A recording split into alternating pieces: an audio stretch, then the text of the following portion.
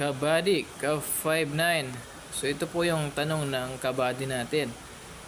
Paano kung nagkaroon ng hot pursuit operation sa property na binabantayan mo? Ano ang gagawin ng security? So ito po yung mabilisang sagot natin dyan.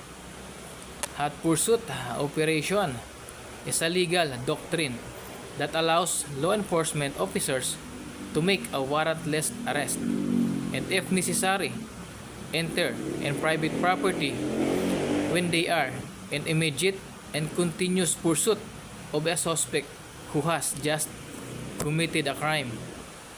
Ang ibig sabihin po nito na ang law enforcement like PNP ay pwede silang mag-conduct nito nang walang warrant of arrest. Then pwede rin silang pumasok sa private property kapag ito ay agaran at patuloy ang pagtugis sa suspect na gumawa ng krimen.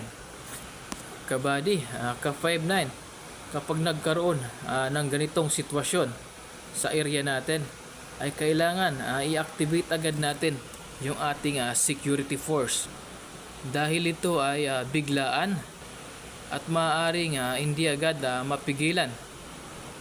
Lalo na kung ang suspect ay isa sa may-ari or tenant ng property na ating binabantayan.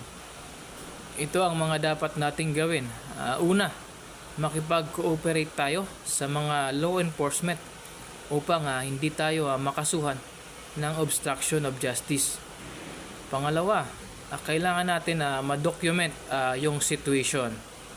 Pangatlo, inform natin yung mga higher authority like yung mga boss sa property binabantayan natin, then security agency or yung operation manager natin upang makatulong sila sa situation.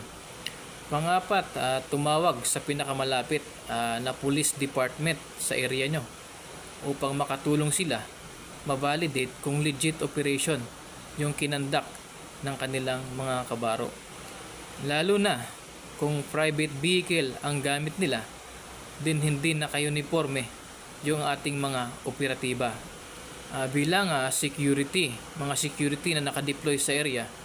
So ito lang po muna ang i-escalate natin kapag nagkaroon ng hot pursuit operation sa inyong detachment or sa property na binabantayan nyo. Ito nga pala yung mga property na kalimitan na maka-encounter ng ganitong sitwasyon. So una is yung residential. Pangalawa, condominium. Pangatlo is yung motels. Then, commercial area.